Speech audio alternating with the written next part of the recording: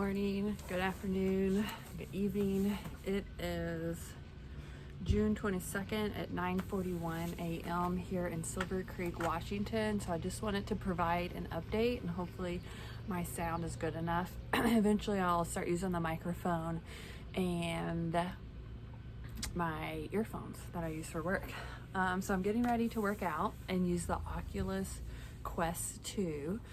But before that, I just wanted to explain why I was getting ready to do that and what's been going on at the park. So this is a very wonderful RV park when it comes to the landscape and the views and the location to Mount Rainier and Mount St. Helens. But we've really struggled at this RV park with utilities and amenities. We're at Paradise RV Resort, which is a part of the Thousand Trails Encore Collection in Silver Creek, Washington. We're here for 2 weeks. We are now in our ninth day. So we have until Saturday to go. We check out. We head to Monroe. But it's been a struggle. So the first 2 days, a total of 48 hours, they ran out of water in their well. So they're on a well system here. So if other fellow RVers are watching this, be prepared, come with your tanks full in the case that they run out of water in the well. So there are a couple of RVs going past me. You're gonna hear the noise. I might pause for a second.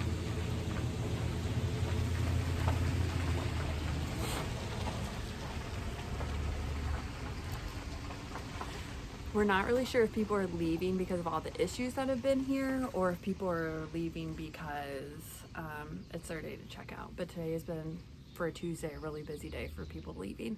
So we didn't have water for 2 days. The well ran dry. We have found a couple of reviews on Google and Campendium saying the same thing.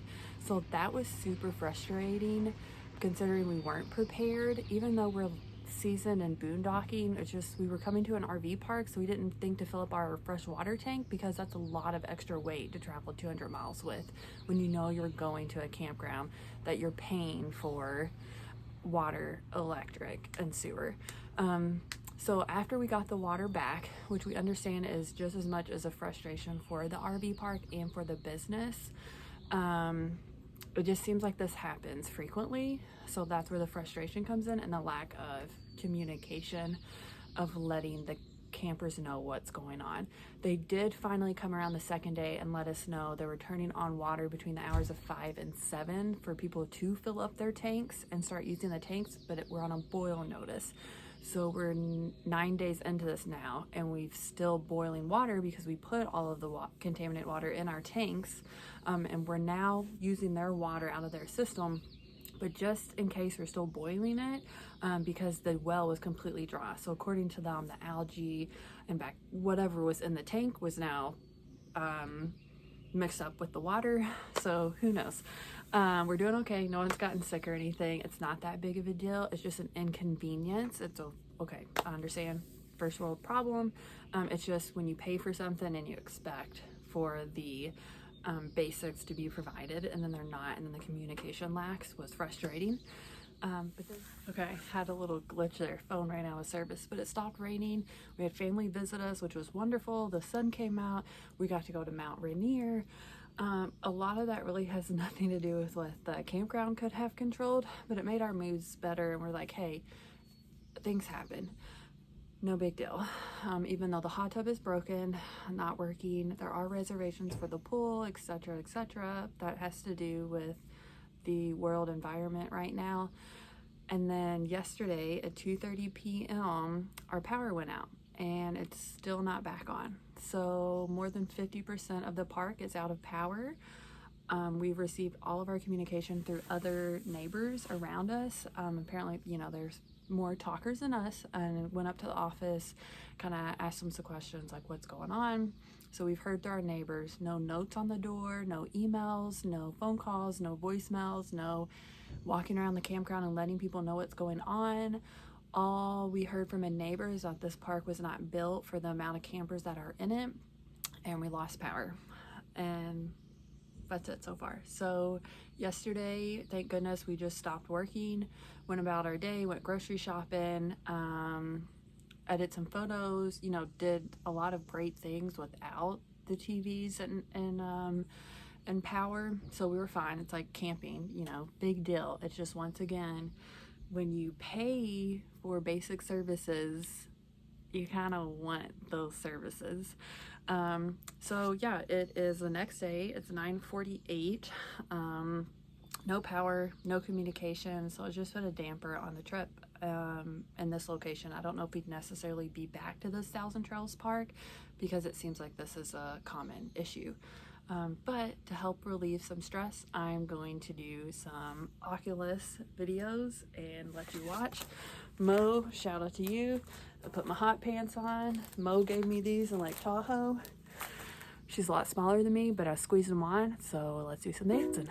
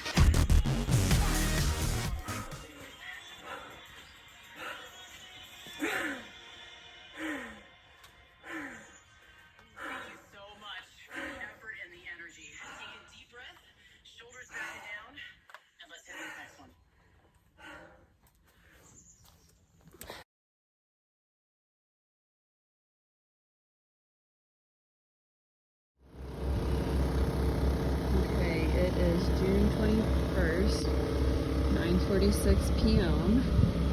Can you hear the generators? So we are in an RV park, but a couple people have generators going because the park lost power, and it's been out of power since before I got off of work. So 2:45. And what did I say? It's 9:47, still no power. No one from the park has really gone around and talked to us, but some neighbors found out there's some other neighbors that we may not have power because the park was not built for this amount of campers in it, especially during the week. So the park's almost full. I'm trying to show you the moon up here of campers. Now it did support all of us over the weekend, which was the busiest. But it's not supporting us now for some reason. Another rumor from a neighbor was that electric is going to come out tomorrow morning. and check on the campground, but we haven't received a letter on the door, a knock on the door, an email, a phone call, or anything with what's going on. So thank goodness I think our batteries are charged to run our workstations, and then we'll have to turn on our generator tomorrow. So beginning of last week, no water for what, 48 hours. We're still on a boil notice, and now we're out of power.